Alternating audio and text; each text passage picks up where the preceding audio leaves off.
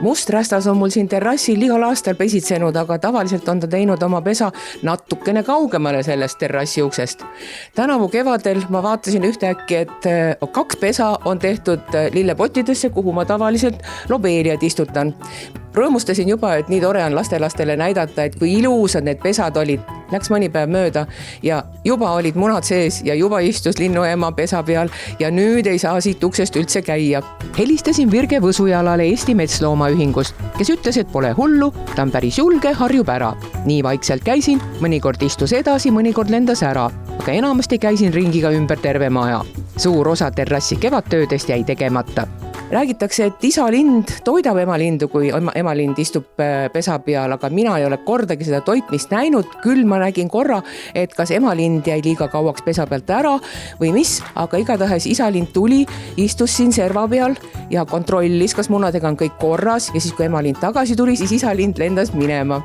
No vaatame, millega see asi lõpeb. Igatahes seal kaugemas punktis on alati pojad toredasti koorunud ja suureks sirgunud, aga kuidas siin läheb, praegu ei tea. Kuid mida lähemale tibude koorumise aeg jõudis, seda kauem oli emalind pesalt ära ja lõpuks täpselt 2 nädalat pärast haudumise algust enam ei tulnudki, jättis pesa maha. Virge ütleb, et kui pesa on ikka ülikäidava koha peal, on 2 varianti. Likvideerida kohe see pesa ära enne, kui seal on munad juba sees. Veel hullem olukord, kui on seal juba tibud sees ja tuled selle mõttele, et äkki likvideerin. Et sellisel juhul tegelikult enam sekkuda ei tohiks. Küll võib proovida pesa vähehaaval nihutada. Siis väga paljudel juhtudel võtavadki hallrästad ja linaväestrikud ja niimoodi ikkagi võtavad selle pesa omaks ja ei olegi probleemi.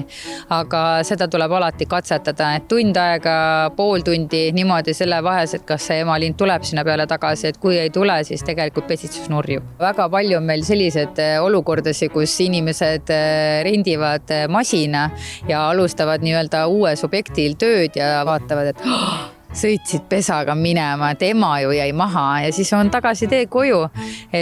Ja on ka hästi toredaid olukordasi, kus inimesed teevad nii-öelda masinale pausi, et emme saaks oma tibusi toita.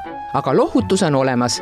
Tegelikult nemad pesitsevad isegi mitu korda suve jooksul. Nii et selles mõttes, et kui see pesitsus nurjub, et siis ta teeb endal uue kurna.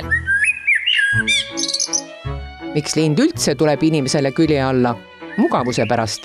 Kui sul on laste mängumajad, mingid puuriidad, et see on kõik ju puhas materjal, mis seisab, mis asja.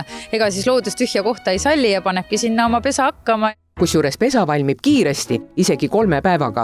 Kui juba pojad on väljas, siis kuu on kindlasti see, kus sa ei saa mitte midagi teha. Vahel võib juhtuda, et inimese lähedale teevad pesaga näiteks kajakad või varesed, kes raevukalt oma poegi kaitsevad ja inimesi ning lapsi ründavad. Seepärast soovitab Virge korra nädalas võimalikult ebasoovitavad kohad üle kontrollida.